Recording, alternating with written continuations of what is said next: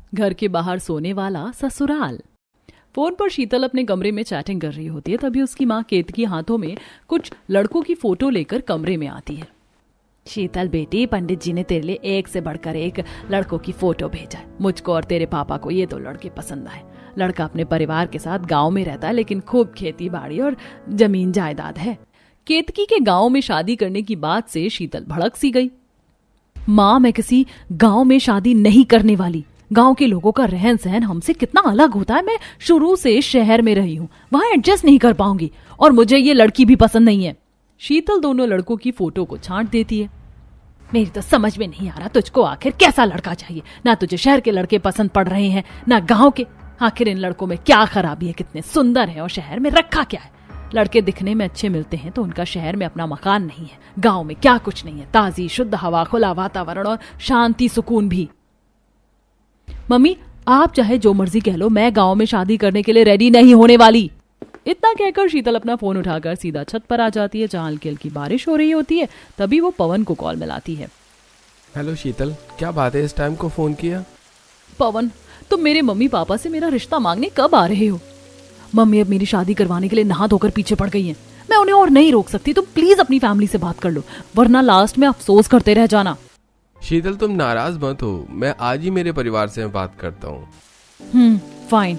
इतना कहकर शीतल ने कॉल कट कर दिया। जहां छत पर बारिश के चलते मच्छर लग रहे थे, तभी एक मोटा मच्छर उसको काट कर उड़ जाता है। आउच, इस मच्छर ने कितना तेज का काट दिया। ये बरसात का मौसम, लगता नहीं कि मच्छर गदर मचाने लगते हैं। पता नहीं गांव के लोग कैसे रहते हैं। छत पर मच्छर भरे होने के चलते शीतल सीढ़ियों से नीचे उतर कर आ जाती है। वहीं दूसरी तरफ पवन गांव में फोन लगाता था, जहां सभी घर के बाहर चटाई बिछाकर खा रहे थे। वहीं घर से थोड़ी दूर पर खेत भी थे। हेलो, प्रणाम माँ। खुश रह बेटा, बड़े दिनों बाद फोन करा। शहर जाकर तो तू भूल ही गया। समाचार में देखा था कि शहर में बड़ी गर्मी पड़ रही है। खाना पीना समय से तो खा रहा है? जी माँ। हाँ, मगर जो स्वाद गांव के खान पान में है वो शहर के खाने में कहाँ से मिलेगा? और माँ, खाना पीना हो गया? नहीं बेटा, बस खाना पीना चल ही रहा है। सब लोग बाहर चटाई बिछाकर बैठे। बाहर थोड़ी ठंडी ठंडी हवा लगती तो यहीं खा लेते। तू भी जल्दी से गांव आ जा ताकि तेरी शादी करवा दे। फिर बहू को तेरे साथ शहर भेज देंगे तो पका पकाया खाना पीना तो बनाकर खिलाएगी तुझे। तू हाँ कहे तो लड़की देखूं। वो माँ, मुझे आपसे शादी के विषय में बात करनी थी। दरअसल मुझे यहाँ शहर में एक लड़की पसंद आ गई है, काफी अच्छी है। आप बाबूजी से बात कर लो। चल ठीक है, मैं बताती हूँ बाबूजी से बात करके। पवन कॉल काट देता है। आशा एक साथ सभी के खाने की थाली लगाती है। वहीं नीतू हाथ पंखा लेकर बैठी थी। जब कभी हवा चलने बंद हो जाती तो बीच में हवा करती है। तभी खाना खाते खाते ससुर सुरेंद्र ने पूछा, क्या कह रहा था पवन? नौकरी चाकरी तो ठीक चल रही है? जी जी, कामकाज तो सही चल रहा है। अजी वो मैं कह रही थी। कलावती संकोच करते हुए सभी को पूरी बात बताती, जिसे सुनकर घर की बड़ी मुखिया दादी सास कमला कुड़कुड़ाती हैं। बस यही दिन देखना बाकी रह गया कि पोता लव मैरिज करके शहर वाली बहू को लिया। शहर की लड़कियों के 10 नखरे होते हैं, गांव के रहन सहन में 4 दिन नहीं रह पाएंगी। माँ दादी बिल्कुल ठीक कह रही। शहर की लड़की घर तोड़ने वाली होती है। मेरी सहेली डिम्पल है ना, उसकी भी शहर की भाभी है। शादी के बाद 2 दिन भी गाँव में नहीं रही। कमला और नीतू की बात सुन आशा कहती है, नहीं तो जरूरी थोड़ी शहर की लड़की घर परिवार को जोड़कर नहीं रख सकती। माँ जी मेरी मानिए, देवर जी की शादी उनके मन पसंद से कर दीजिए। वैसे भी जैसा देश होता है वैसा भेष तो इंसान को अपनाना पड़ता है। आशा के समझाने पर सब पवन की शादी शहर की शीतल से करवाने के लिए मान जाते हैं। थोड़े दिनों में पवन शीतल से शादी करके उसे अपने गाँव में ले आता है, जहाँ उनका घर काफी ज्यादा खुला था। घर के बाहर बड़ा सा आंगन छोड़ रखा था, जहाँ नीतू आशा बाहर खटिया बिछाकर दुपट्टे पर दाल की बड़ी बना रही हैं। भाभी आज तो बिल्कुल पापड़ सूखने लायक करारी धूप हो रखी है। सही कहा नीतू, दाल की बड़ी बनाने के साथ हमें थोड़े चावल के पापड़ भी बना लेने चाहिए थे। दाल चावल पर खाने में अच्छे लगते हैं। तभी पवन दोनों हाथ में सूटकेस लिए शीतल के साथ आता है। शीतल ने स्लीवलेस ब्लाउज और हल्के बॉर्डर की मॉडर्न साड़ी पहन रखी थी। नमस्ते आशा भाभी, बाकी सब लोग कहाँ हैं? बाकी सब लोग अंदर बैठे। देवर जी चलिए। कैसी हो शीतल? मैं अच्छी हूँ। सभी लोग घर के अंदर आते हैं, जहाँ बिजली कट रखी थी। गर्मी से परेशान सभी हाथ पंखा कर रहे थे। हे भगवान जी, आज तो कितनी गमस वाली गर्मी हो रखी है। छत तो जैसे आग फेंक रहा है। मन बेचैन बेचैन करके रख दिया है। कलावती मकान के ऊपर छत बना रखी है, इसीलिए सीधी धूप लगती है। ऊपर भी 1-2 कमरा बैठा देते तो नीचे थोड़ी ठंडक रहती। जी ये घमस में मेरी हालत खराब हो रखी है और तुम्हें हसुए के ब्याह में खुरपी का गीत खाने की पड़ी है। माँ भाभी भैया आ गए हैं, तुम दोनों ऐसे टाइम पर आए हो, बिजली बुझा रखी है, ले बहू हाथ पंखा कर ले, थोड़ा अच्छा लगेगा। शीतल बिना कुछ कहे हाथ पंखा करने लगती। पूरा टाइम एसी में रहने की आदत होने के चलते शीतल के शरीर से पसीना टप टप कर निकल रहा था। हे भगवान, ये हाथ पंखा करने का कोई फायदा नहीं, पूरा का पूरा शरीर पसीने से चिपचिप कर रहा है। इतनी तगड़ी गर्मी मुझे तो बर्दाश्त ही नहीं हो रही, बस जल्दी से बिजली आ जाए। तभी काफी देर हो गई थी। बिजली आ जाती है और पंखे की हवा से शीतल को राहत आती है। जेठानी जी, मुझे मेरा कमरा दिखा दीजिए, मुझे थोड़ी देर आराम करने का मन है। अच्छा ठीक है देवरानी जी, चलो मैं तुम्हें तुम्हारा कमरा दिखा देती हूँ। आशा शीतल को कमरे में लेकर आती है, जो कि गर्मी से भट्टी जितना तप रहा था। जेठानी जी, ये कमरा तो बिल्कुल ज्वालामुखी जितना खोल रहा है, आप लोग कैसे सोते हैं इतनी गर्मी में? देवरानी जी, हम में से कोई भी कमरे के अंदर नहीं सोता, बल्कि हम सब तो घर के बाहर सोते हैं। घर से बाहर सोने की बात सुनकर शीतल की आंखें फटी की फटी रह जाती हैं। मगर आप सब लोग घर खाली छोड़कर बाहर क्यों सोते? बाहर तो और भी ज्यादा गर्मी लगती होगी। बिल्कुल नहीं देवरानी जी, खुले में सोने का अपना ही मजा है। रात में तो बाहर खूब ठंडी ठंडी हवा चलती, नींद भी अच्छी आती है। आज तुम जब हमारे साथ बाहर सोओगी तो देख लेना, इतनी बढ़िया नींद आएगी और सुबह तुम्हें फ्रेश फील होगा। मैं तो नहीं सोने वाली घर से बाहर, मैं तो कमरे में ही सोऊंगी। देखते देखते कुछ देर में रात हो जाती। आशा सबके लिए खाना बनाती। खाने की खुशबू कमरे में बैठी शीतल की नाक तक पहुंचती है। हाँ, इतनी अच्छी खाने की खुशबू कहाँ से आ रही है? लगता है डिनर बन गया है, भूख लगी है, खाना खा लेती हूँ। शीतल जैसे ही डिनर करने के लिए कमरे से बाहर आती है तो देखती है कि नीतू ने हाथों में बड़ी सी चटाई ले रखी और आशा रोटी सब्जी का बर्तन और प्लेट बाहर रखने जा रही थी। अच्छा हुआ छोटी भाभी जो आप खाने के लिए खुद ही बाहर आ गई, मैं आपको डिनर के लिए बुलाने वाली थी। वो तो ठीक है, लेकिन ये सारा खाना चटाई लेकर बाहर कहाँ जा रही हो? कम से कम डिनर तो अंदर बैठकर किया जा सकता है। भाभी अंदर तो काफी घुटन सी हो रही है और बिजली भी चली जाती है, इसलिए हम सब बाहर चटाई बिछाकर ठंडी ठंडी हवा में रोटी खाते हैं। देवरानी जी, तुम जग में पानी भर कर ले आओ, मैं खाना परोस दूंगी, तुम पानी दे देना। जी अच्छा।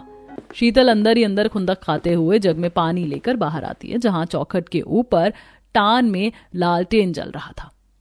आसमान में तारे चमक रहे थे, ठंडी ठंडी हवा चल रही थी, जिससे शीतल का गुस्सा उड़न छू हो जाता है।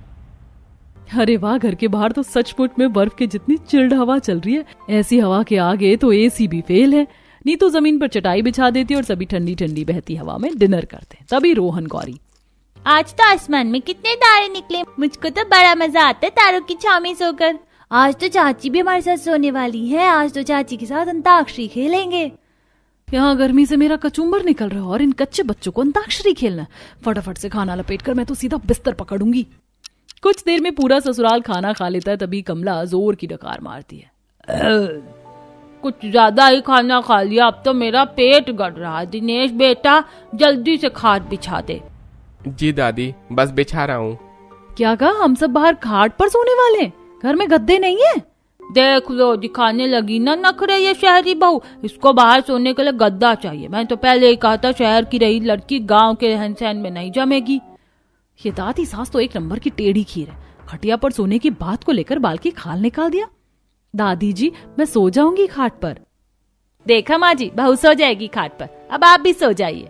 अब सारा ससुराल एक लाइन से बाहर लेट जाता है। ये भगवान, ये खटिया तो कितना ज्यादा चुभ रहा है, ऐसे तो मैं सो नहीं पाऊंगी। भाभी क्या हुआ आपको? खटिया पर दिक्कत हो रही है तो खाट बदल लीजिए। नहीं, मैं ठीक हूँ, तुम सो जाओ। कुछ ही देर में हवा चलते चलते एकदम से रुक जाती है और आसमान में टिमटिमाते तारे पर घटाएं घिर आती हैं। शीतल के खटिया के नीचे मोटे मोटे मच्छर भिनभिनाने लगे। हाँ मम्मी, जोर का मच्छर काट लिया, ऊपर से हवा भी नहीं चल रही। सच में एकदम से गरम गरम सा मौसम कर दिया लगता है। अभी तो आसमान भी एकदम साफ था, घटाएं जम गई, बारिश होगी तो मौसम ठंडा कर देगा। सो जा। सब आंखें भींच कर सो जाते हैं। थोड़ी देर गुजरती है और आसमान में जोरदार बिजली गरजने के साथ बारिश होने लगती है। हे भगवान, मुझ पर पानी किसने टपकाया? शीतल ने आंख खोलकर देखा कि बारिश काफी तेज की हो रही थी। ऐसे में ससुराल वाले सो रखे थे। भगवान जी, इतनी बारिश में भी मेरे कुंभकर्ण ससुराल वाले कैसे घोड़े बेचकर सो रहे? माँ जी, पापा जी, सब लोग जल्दी से उठकर अंदर चलिए, बारिश स्टार्ट हो गई है। अरे बहू, बारिश पर ध्यान मत दे, 2-4 बूंद बरस कर छूट जाएगी। देख कितनी बढ़िया एसी फेल करने वाली हवा चल रही है, सो जा। इतना कहकर कलावती सो जाती है। पूरा का पूरा ससुराल, जहाँ बारिश में भी बाहर बड़ी आराम से सो रहा था, शीतल के खटिया के चारों तरफ जैसे मोटे मोटे मच्छर बिनर बिनर करते हुए कभी उसके मुंह पर काटते हैं तो कभी हाथ पैर पर। जाओ भागो यहाँ से, नहीं तो मसल कर रख दूंगी। इन मच्छरों ने तो मेरा खून पी लिया, मुझे नहीं सोना बाहर। गुस्से में तिल मिलाकर शीतल तकिया लेकर घर के अंदर कमरे में आकर बेड पर लेट जाती है। शुक्र है उस खटिया से बाहर बारिश में सोने से अच्छा ये बेड नरम है, यहीं सो जाती हूँ। क्या बात है, अभी तो पंखा भी फर्राटेदार चल रहा है।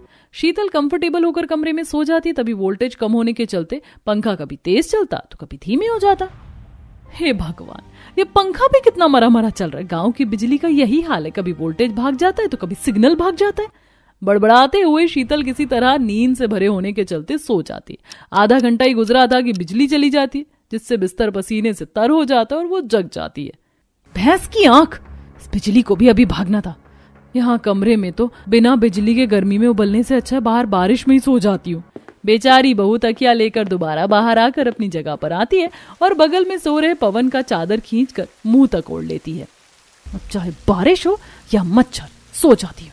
2-3 घंटे में ही सुबह हो जाती। सुबह के 5 बजते ही जैसे सूरज की किरण फूटती है, कमला सबको उठाने लगती है। हे भगवान, सूरज देवता निकल गए और तुम सब अभी तक पूरब की तरफ पैर किए सो रहे हो, चलो उठो। कमला की कड़क डांट सुनकर सभी उठकर अपनी अपनी खाट उठा लेते, लेकिन सुबह का वातावरण ठंडा होने के चलते शीतल गहरी नींद में सोई थी। अरे वाह, शहर वाली पोता बहू, चल उठ भी जा, बिहान हो गया।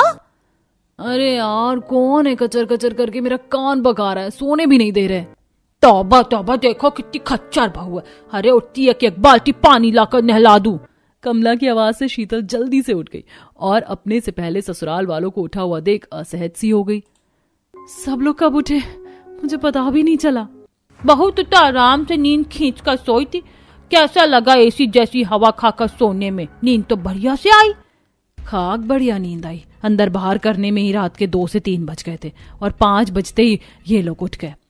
शीतल ने जल्दी से सारा बिस्तर समेटा और सब घर में आ गए। माँ जी, सबके लिए खाने में क्या बना दूं? बड़ी बहू, तीनों टाइम तो खाना पीना तू ही बनाती है, एक टाइम पर खाना शीतल बहू से बनवा ले। आखिर इसकी पहली रसोई की रस्म करनी है। कलावती, पहले पूछ ले तेरी बहू को पूरी पकवान छानने भी आते हैं कि बस मैदे वाली मैगी बना लाए। दादी जी, मुझे सब चीज बनाने आती है। जेठानी जी, आप मुझे रसोई दिखा दीजिए, मैं बना लूंगी। अच्छा ठीक है, आओ। आशा शीतल को रसोई दिखाती है। ये रहा रसोड़ा, अब तुम खाना बना लो। रसोई के अंदर गैस चूल्हा देख शीतल ने गहरी सांस भरते हुए कहा, शुक्र है कम से कम रसोई में गैस चूल्हा लगा है, वरना तो बाहर गर्मी में बैठकर खाना पीना बनाना पड़ता।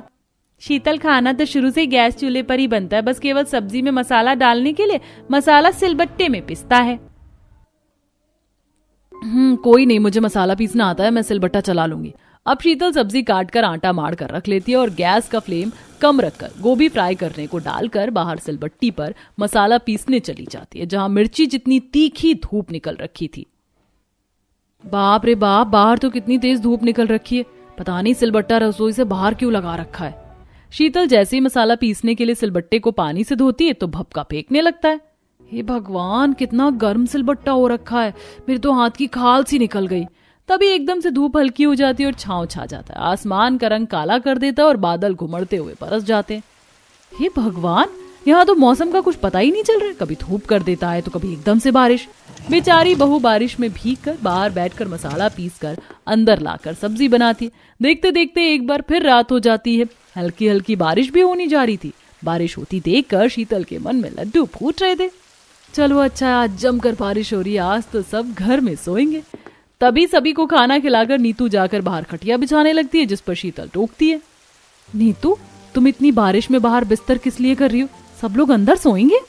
भाभी, हमें बाहर सोने की आदत पड़ गई, इसलिए अब घर के अंदर किसी को भी नींद ही नहीं पड़ेगी। पर इतनी तेज बारिश में सब लोग कैसे सोएंगे? देखो कितने मोटे मोटे मच्छर लग रहे हैं, ये मच्छर डेंगू पैदा करते हैं। अरे शीतल, ये डेंगू वाले मच्छर नहीं है, बल्कि घर के पास ही मक्के का खेत है ना, उसी में से आ जाते हैं। ये मच्छर हैं, इनके काटने से डेंगू मलेरिया जैसी कोई परेशानी नहीं होती है। पवन जी, माना कि इस मच्छर के काटने से मलेरिया नहीं होगा, लेकिन ये कितनी तेजी में काटते हैं, जहाँ काट लेते हैं लाल कर देते हैं और हाथ पैर भी सुझा देते हैं। आज तो पूरे दिन बारिश हुई है। तुम चिंता मत करो, मैं अभी इन मच्छरों को जुगाड़ कर देता हूँ। जिसे मच्छर भी नहीं लगेगा और सब ठंडी ठंडी हवा में मजे से सोएंगे। पवन और दिनेश दोनों सबके खटिया में मच्छरदानी टांग देते। तो लग गया मच्छरदानी, अब एक भी मच्छर नहीं लगेगा। अब सभी लाइन से खटिए के अंदर लेट जाते हैं, पर मच्छरदानी लगने के बाद भी खटिए के नीचे से छोटे छोटे मच्छर काट रहे थे। क्या फायदा ये मच्छरदानी लटकाने का, मच्छर तो अभी भी खून पी रहे हैं। हे भगवान, मैं यहाँ इतने पापड़ बेल रही हूँ ताकि सब लोग बाहर छोड़कर घर में सोएं, लेकिन सबको खुले में सोने का चस्का लग गया है। बेचारी शीतल बुदबुदाते हुए सबके बीच बाहर सोती है। आहा, आज तो खूब बढ़िया बारिश हुई है, कितनी ठंडी ठंडी हवा चल रही है, आज तो चैन की नींद पड़ेगी। अजी इतनी ताजी ताजी हवा बाहर सोकर शरीर को लगती, शरीर कितना तंदुरुस्त रहता है। और वहीं बिजली पंखे की जितना भर भर कर हवा खा लो, सुस्ती सी छाई रहती दिन भर। पूरा परिवार ठंडी ठंडी हवा खाते हुए बाहर खुले में आराम से सो जाता और कुछ ही देर में सब खर्राटे भरने लगते हैं। तभी आंगन में खटिया के नीचे पानी लगे होने के चलते मेढक उछलते हुए टरटर करने लगते हैं, जिससे शीतल डर जाती है। कौन है ये? खटिया के नीचे क्या उछल रहा है? कहीं सांप तो नहीं है? तभी एक बड़ा सा मेढक टरटराते हुए मच्छरदानी से चिपक जाता है, जिससे शीतल की चीख निकल जाती है। पवन जी, जेठानी जी उठिए। अरे क्या हुआ शीतल, तुम डर क्यों गई? जेठानी जी, मेरे खटिया के नीचे कुछ है। तभी कमला टॉर्च जलाकर देखती है कि आंगन में पानी जमा होने के चलते कुछ छोटे बड़े मेढक जमा हैं। हे भगवान, पोता बहू तू एक जरा से मेढक से डर गई। अरे बारिश के मौसम में तो मेढक कन खजूरा वगैरह निकलते रहते। तब पवन मेढक को उठाकर कुछ दूर फेंक देता है। तभी पड़ोसन सुजाता अपने पक्के मकान से बाहर निकलती है। अरे क्या है, तुम लोग को आधी रात को भी चैन नहीं होता क्या? इतनी अच्छी खासी नींद आई थी, नींद खराब करके रख दिया। घर में सोया करो, जब देखो बाहर बिस्तर लगाकर जम जाते हैं। सुजाता के ताना कसने पर कलावती गुस्से में भड़सी गई। सुजाता बहन, तुम्हें क्या दिक्कत हो रही? हम अपनी जमीन में बसे हुए, चाहे घर में सोए या बाहर, तुम अपने से मतलब रखो। थोथा चना बाजेगा ना, इन पड़ोसियों से मुंह लगना बेफजूल है। सुजाता बुदबुदाते हुए बालकनी से अंदर चली जाती है। वहीं मच्छरदानी में मेढक चिपटने के चलते वो फट जाती है और ढेर सारे मच्छर मच्छरदानी में घुसकर शीतल को काट काट कर सुझा देते। वहीं बच्चे भी चिड़चिड़ करते। मम्मी, बच्चे काट रहे, पंखा कर दो ना। अच्छा ठीक है, करती हूँ, सो जाओ। और दिन तो बाहर सोने पर झरझर सी हवा लगती है, आज तो चुन चुन मच्छर काट रहे हैं। मम्मी जी, आज इतने मच्छरों में नींद नहीं आने वाली है, अंदर चलकर सोते हैं। बहू, घर के अंदर तो और घमस्सी भरी होगी, बाहर कम से कम थोड़ी राहत है, सो जाओ। कल से बिस्तर करके कचुआ मॉर्टिन जलवा लेंगे। हे भगवान, कैसे ससुराल वाले, इनको समझाना भैंस के आगे बीन बजाने के जैसा है। अगली सुबह शीतल जब कमरे में आकर आईना देखती है तो मच्छर काटने से उसके मुंह पर लाल लाल दाने निकल गए थे, जिसे देख नीतू मजाक बनाती है। छोटी भाभी, मच्छरों ने आपके चेहरे पर क्या मस्त टैटू बनाया है। मन तो कर रहा है इसका सर फोड़ दूं। नीतू, ज्यादा दांत दिखाने की जरूरत नहीं है, अब जाओ यहाँ से। शीतल को हाइपर देखकर नीतू कमरे से चली जाती है। देखते देखते दिन गुजरता है और दोबारा से रात हो जाती है। सोने से पहले कलावती आंगन में धुआं कर देती है ताकि मच्छर भाग जाए। हे भगवान, कहीं आग तो कहीं धुआं धुआं। माँ जी, आपने ये धुआं किस लिए कर रखा है? बहू, वो बारिश के चलते बहुत सारे मच्छर हो गए ना, इसीलिए धुआं किया ताकि मच्छर मर जाए। कलावती, ये धुआं करके कितना ही मच्छर मार लोगी, इससे अच्छा घर में सो। तुम लोग तो खुद बाहर सोते ही हो, बेचारी बहू को भी सुलाते हो। हमारी बहू को हमारे साथ बाहर सोने में कोई दिक्कत परेशानी नहीं, इसीलिए तुम मेरा घर खराब मत करो, जाओ। सुजाता अंदर चली जाती। वहीं रोज रोज बाहर सोने के चलते कभी मच्छर तो कभी गर्मी कभी बरसात से बेचारी शीतल सो नहीं पाती। और कुछ दिनों के बाद शीतल को पता चलता है कि वो प्रेग्नेंट है। लेकिन इनको ठंडक में रखना है और नींद पूरी करनी है। डॉक्टर साहब। जी डॉक्टर साहब, हम ख्याल रखेंगे। शीतल अपनी प्रेगनेंसी का फायदा उठाते हुए मन में खिचड़ी पकाती है। इससे अच्छा मौका मुझे और नहीं मिलेगा अपने ससुराल वालों को लाइन पर लाने का। देखते ही देखते रात के सोने का टाइम हो जाता है। तभी शीतल, पवन जी, आज मैं बाहर नहीं सो पाऊंगी, बहुत बेचैनी सी हो रही है। चल कोई नहीं बहू, तू आज घर में सो जा और पवन तू भी बहू के साथ सो जा। चलो अच्छा है, आज मैं आराम से नींद पूरी करूंगी, बाहर सोने का झमेला नहीं। उस दिन शीतल काफी ज्यादा आराम से पंखे में सोती है, पर पवन को कमरे में नींद नहीं आती, इसलिए आधी रात को तकिया लेकर बाहर जाकर सो जाता है। इसी तरह धीरे धीरे शीतल कमरे में एसी लगवाने को कहती है। पवन, मैं अब इतनी गर्मी में बिना एसी के एडजस्ट नहीं कर सकती, या तो तुम मेरे लिए एसी लगवा दो या फिर मुझे मम्मी के पास छोड़ाओ ताकि मैं कूलिंग में रहूंगी, और इतनी बिजली भागती है तो इसके लिए भी इन्वर्टर लगवा दो। पर शीतल, बाहर खुले में कितनी अच्छी हवा चलती है, तो फालतू में खर्चा लगाने की क्या जरूरत है। आज से बाहर सोकर देखो। बिल्कुल भी नहीं, अब मैं बाहर नहीं सोने वाली हूँ। अरे तुम लोगों को घर छोड़कर बाहर नींद आ जाती है, लेकिन मुझे नहीं आती। मच्छर इतना काट खाते हैं। तभी कमरे के बाहर से गुजरते हुए कलावती दोनों की बहसबाजी होते हुए सुन लेती है और कमरे में आकर सुरेंद्र से कहती है, अजी मैं सोच रही हूँ एसी लगवा दूं, अभी उसके पैर भारी हैं तो आराम से सो सकेगी। पर कलावती, ऐसी हालत में बहू को खुली ताजी हवा में सोना लाभदायक है। ये एसी पंखे की हवा सेहत खराब करती है। अजी जानती हूँ, लेकिन बहू शहरी मिजाज की है, उसे बाहर सोना अच्छा नहीं लगता। मैंने कुछ पैसे जोड़ रखे, तुम कल एसी खरीद कर लगवा दो। अगले दिन सुरेंद्र एक एसी की दुकान से एसी खरीद कर लाता और शीतल के कमरे में सेट करवा देता है। जैसे ही एसी चालू होता है तो पूरा कमरा कूलिंग से भर जाता है। तभी दोनों बच्चे ठंडी हवा खाते हैं। हाँ मम्मी चाची के कमरे का एसी कितनी ठंडी ठंडी हवा दे रहा है, हम भी अपने कमरे में एसी लगवा लेते हैं, फिर बड़े मजे से सोएंगे। बेटा चाची का बाबू होने वाला है ना, इसलिए उनके लिए एसी लगा, हम बाहर तारों की छांव में सोएंगे। अब शीतल एसी चालू करके कमरे में सो जाती, वहीं पूरा ससुराल बाहर बूंदाबांदी में सोता है, जिससे एक दिन रोहन को बुखार सा लग जाता है। मम्मी मुझे स्कूल नहीं जाना, तेज की बुखार है। आशा जैसे रोहन का सर छूती तो काफी तेज गरम लगता है। माँ जी, रोहन को फिर से बुखार चढ़ गया, रात को इसे दवाई भी दी थी। बहू लगभग 4-5 दिन हो गए रोहन को बुखार लगते, इसका बुखार क्यों नहीं छूट रहा। जेठानी जी, एक बार रोहन का ब्लड टेस्ट करवा कर देख लीजिए, क्योंकि बार बार बुखार आना, उल्टी लगना डेंगू के लक्षण है। शीतल की बात सुनकर सारा ससुराल टेंशन में आ जाता और रोहन का ब्लड टेस्ट करवाते हैं और कुछ देर बाद, डॉक्टर साहब रिपोर्ट में क्या आया है? मेरा रोहन ठीक है ना? देखिए, आपके बेटे को डेंगू है। ऐसी बारिश के मौसम में आप लोगों को घर में सोना चाहिए, बाहर नहीं, क्योंकि बारिश के पानी में डेंगू के मच्छर पैदा होते हैं। ऐसे मौसम में डेंगू मलेरिया के हजारों केस आते हैं। बच्चे को हल्का खाना देना है और बारिश से बचाव करना है। डॉक्टर के बात को ध्यान में रखते हुए दिनेश घर आकर सबको घर के बाहर खुले में सोने को मना करता है। आज से जब तक बारिश का मौसम है सब लोग घर में सोएंगे, क्योंकि डेंगू मलेरिया के बहुत केस आ रहे हैं। तब तो घर में सोना ही ठीक रहेगा, डॉक्टर के पास पैसे झोंकने से अच्छा है हम घर में सो लेंगे। उस दिन सारा ससुराल बारिश में घर के अंदर कमरों में सोता है, लेकिन लंबे वक्त से बाहर सोने की आदत लगी होने के चलते सबको दिक्कत होती है। हे भगवान, इस पंखे की हवा खाकर तो मुझको नींद ही नहीं पड़ेगी। आशा बहू, मेरे लिए बाहर खटिया बिछा दे, मैं तो वहीं सोऊंगी। आशा रामकली का बिस्तर बाहर कर देती है और मच्छरदानी लगा देती है, लेकिन रात में फिर से बारिश होने के चलते रामकली घर के अंदर भागती है। ऐसा ही हाल घर के बाकी सदस्यों का भी था। अजी, तुम अभी तक जाग रहे हो, सोए नहीं? इतनी घमस भरे कमरे में नींद आए तब तो सोऊं, मन बेचैन हो रहा है। अजी, कमरे में भपका तो है, चारों तरफ से बंद जो पड़ा है कमरा।